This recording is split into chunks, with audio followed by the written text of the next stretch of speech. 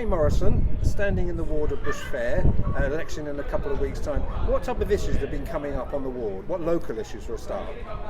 The local issues are the same issues that have come up again and again and again, and we all know what they are. They are parking, potholes, and lots of other issues to do with, for example, the hospital. When is it going to be built? Will it ever be built? It seems to be receding way into the future. And are people losing faith regarding the new hospital? You know, when you're saying 24, 26, 28 plus?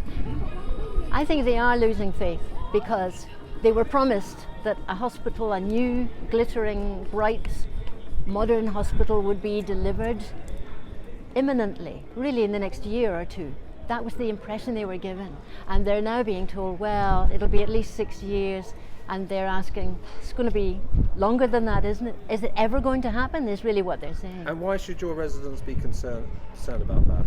Because these are Harlow residents and the local hospital is important to everybody who lives in Harlow. It's an important facility for everybody. And I would say there isn't anybody around us here who hasn't been into that hospital at least once over the last couple of years for all sorts of reasons. And so it is important. It's extremely important. It's also important that when we tell people that something is going to happen, that we deliver. It's fairly important. You've been in various political roles over the years, your mummy saying, and some like the ceremonial role of deputy provost over in Fife. But it's important that a councillor is embedded in their community, isn't it? Yes. Is that something you over the years have endorsed? Yes, I have always believed that, actually. It is crucial that the candidates and the councillor should live in the ward, in the area they represent, because it means that they are invested in every sense, really. They want to do well for the people who live around about them. That means that they will also get to know the ward much better, thoroughly, and they will have far more opportunities to talk to people, to find out about the issues, whether they are potholes, or fly tipping. There's been a bit of fly tipping recently over the last few weeks. That's something I've been involved in, reporting fly tipping and littering generally. Another something I'd like to talk about, it's two female councillors. Well, Nikki Pearce, a Conservative councillor, has mentioned it. Eugenie Harvey, who is standing down from this ward. They're both not happy with sometimes the way debate is going, whether it's in the chamber or online. And they, do you think we need to see, is it something you've experienced over the years, or do you think there needs to be a softening in the tone of debate? I think it is really unfortunate. It's most disappointing that we women are still fighting the same old fight, and it can be discouraging, it can be tempting to almost give in and allow the status quo to continue, the environment to prevail, but we have to keep fighting. Really, I want to see more women in that chamber. I want to see more women generally involved in politics, active, women elected into all positions. We have a long way to go still, and it is one of my passions. But I am also interested in what's happening to women's rights. I was involved in organising a candlelit vigil last year to mark the International Day for the Elimination of Violence Against Women. And the very fact that we had to have that shows how serious that problem is. It's well and truly there. And misogyny, I'm sorry to say, is alive and well in the United Kingdom.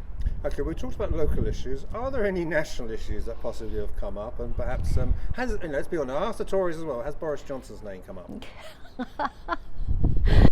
Yes, it has. Including people who were previously supporters of our current Prime Minister. I think that some people can hardly believe it. It's not just that they're embarrassed, they're appalled. And it must be a bit humiliating to Conservative Party members who have supported the Prime Minister for quite a long time, to see him making blunder after blunder after blunder. And although he claims to be apologising for them, really, he needs to do more than that. He has to go. He has to go. We want to be proud of the person who's the Prime Minister of this country. But meanwhile, there was a big increase in votes in this ward of Bush Fair last year for the Conservatives. I think almost 900. There 900. was. You know, and usually it's about 300, 400. So how can you, putting Boris Johnson to the side, I know nationalism, how can you persuade people to vote Labour in the ward of Bush Fair come May the 5th? I think that some of the national issues, whether they should is another matter, will affect the way people think and the way they vote. I have a feeling that some people will not vote, but I would rather they came out, as many people as possible came out and voted and told us what they think through the ballot box. The postal votes have just arrived today. Some people have already voted. I'm one of them. I posted it just about 15 minutes ago. So it is, I think, important that people feel that they can trust the person that they elect and that they know that they're certain that person is going to work for them. I will certainly do that. There's absolutely no doubt about it. If there's an issue, I'm a bit like a terrier, I suppose. I'm holding the lead of a poodle at the moment, but I'm more like a terrier, maybe a Jack Russell. Once I get my teeth into something, a problem of some sort, I don't let go.